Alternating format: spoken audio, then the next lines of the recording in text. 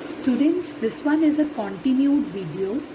In the last video where we were discussing about horizontal projection, we had reached to that point where we were applying the equation of motion to y coordinate, and that became, the equation became y minus y naught equals to uyt plus half ayt square. Y naught is 0 because it's the y coordinate of origin, so this is 0. This no longer remains in the next term. And uy means initial velocity in y direction, which you never applied because you had thrown the object like this. That means you applied the initial velocity in x direction.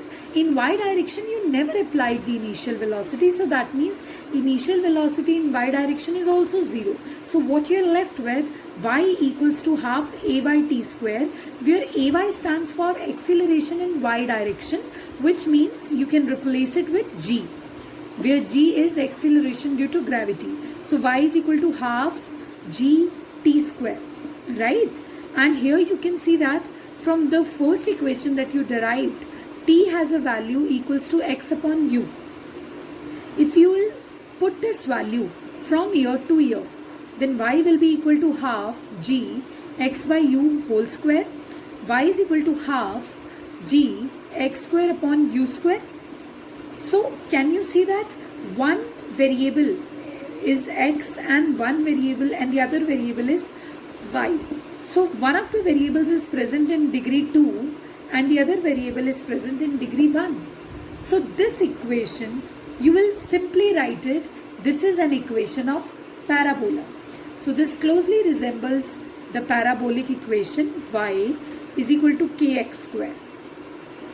You can approximate this stuff as constant k because half is constant, acceleration due to gravity is constant, u is constant. So after solving it, suppose you got k, so you have summarized it by k. So this is an equation of parabola. So yes, whenever a projectile is thrown horizontally, then its path is always a parabolic path. You got my point? So after that, we will study time of flight. Time of flight means the time for which the projectile stayed in air. You had thrown the projectile like this, but it went like this in the parabolic path, isn't it? So it went like this. So in that way, the time for which the projectile stayed in air, that time will be known as time of flight. Okay? But if you want to find out that time for which the projectile stayed in air, what you can do, you can see that if this is C, if this is C coordinate, then OC, the time taken to travel this path, OC will be time of flight. But अगर आप ये वाला time find out करना चाहते हो, ये difficult है. Because here you cannot apply the straight line equations also because this is a parabolic path. But can you see that when the object is going downwards like this, then its y coordinate is increasing, isn't it? And its x coordinate is also increasing. So the point where the x coordinate reaches to its maximum value, or the time which had been taken by the projectile so that its y coordinate reaches to its maximum value, अगर आप वो time find out कर लेते हो तो obviously आपको O से C तक का time पता चल जाएगा. See, my approach is different over here. I want to find out the time for which the projectile stayed in air. Or you can say that the time taken by the projectile to move from O to C, that is also time of flight. But I told you that in parabolic path you cannot proceed further. So you can see that when the projectile was actually going from O to C, its y coordinate rose to maximum value. Similarly, its x coordinate also got maximum value. So using that, कि कितने time में y coordinate का value maximum हो गया, using that you can find out time of flight because that will be time of flight only. So y minus y naught equals to u by t plus half a by t square. Now of course you know the height of yours from the reference level, so that will be the maximum y coordinates value also. So y naught is 0, uy is also 0, reason being there was no initial velocity in y direction. So you are left with half a by t square. In place of ay, which is acceleration in y direction, you can write g, acceleration due to gravity. So y has a value h is equal to half g. This time will not be an ordinary time, this time will be written as capital T square, because ये वो time है जहाँ पर y coordinate का value increase होते होते h ही हो गया. Okay, so this is time of flight and you need to find out this. T square is equals to 2h upon g, t is equals to under the root 2h upon g. So this way you have found time of flight. In the next step you will be finding out horizontal range. Horizontal range means कि object को जब आपने throw किया, how far did it actually fall away from you. Like you had thrown the object like this, so this much distance it has fallen away from you. Okay, neither it was actually going straight and straight, nor it was moving vertically downwards, rather it was following a parabolic path. So it actually went few distance away from you. I need to calculate that distance. But do you know that distance is the maximum value of x coordinate, which was increasing and increasing when the ball was falling downwards. So that maximum value of x coordinate you require. So in that way you will apply the equation x minus x naught equals to uxt plus half axt square. We know that the value of ax is 0 because you never accelerated in x direction. X naught is also 0.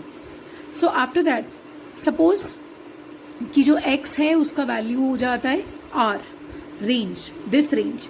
But ये range तक पहुंचते पहुंचते ये x coordinate maximum होते होते the time was the time of flight. This x coordinate rose to its maximum value when the object actually travelled from O to C, or you can say that it actually took the time from O to C, which is the time of flight only. So you will replace ux by u here and you will replace t by capital T here. And what is the value of capital T? Under root 2h by g. So this is the value of range. You got my point? Next and last step is velocity of the projectile at any instant. You know that when the ball is moving downwards, it is having two types of velocities. One velocity is pushing it in the horizontal direction.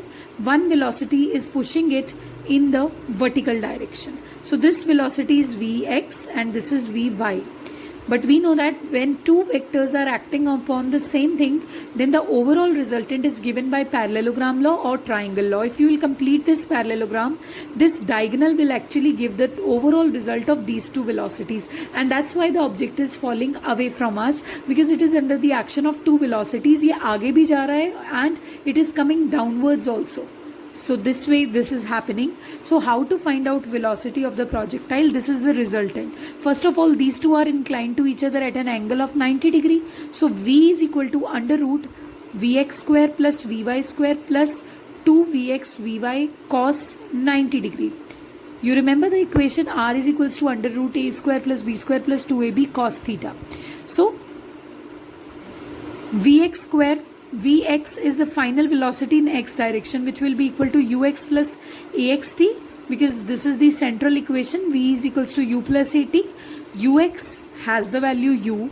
Ax does not have any value because there was no practical acceleration in the direction of x. So Vx becomes equal to u only. And this cos 90 is 0, so this term cancels out.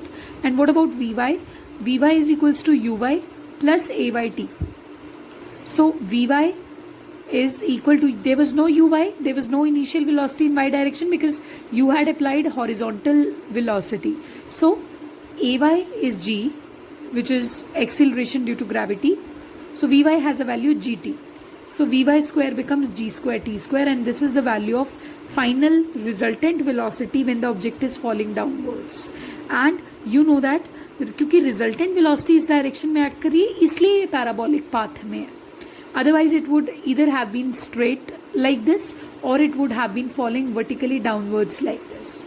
So this is the way we understand horizontal projection.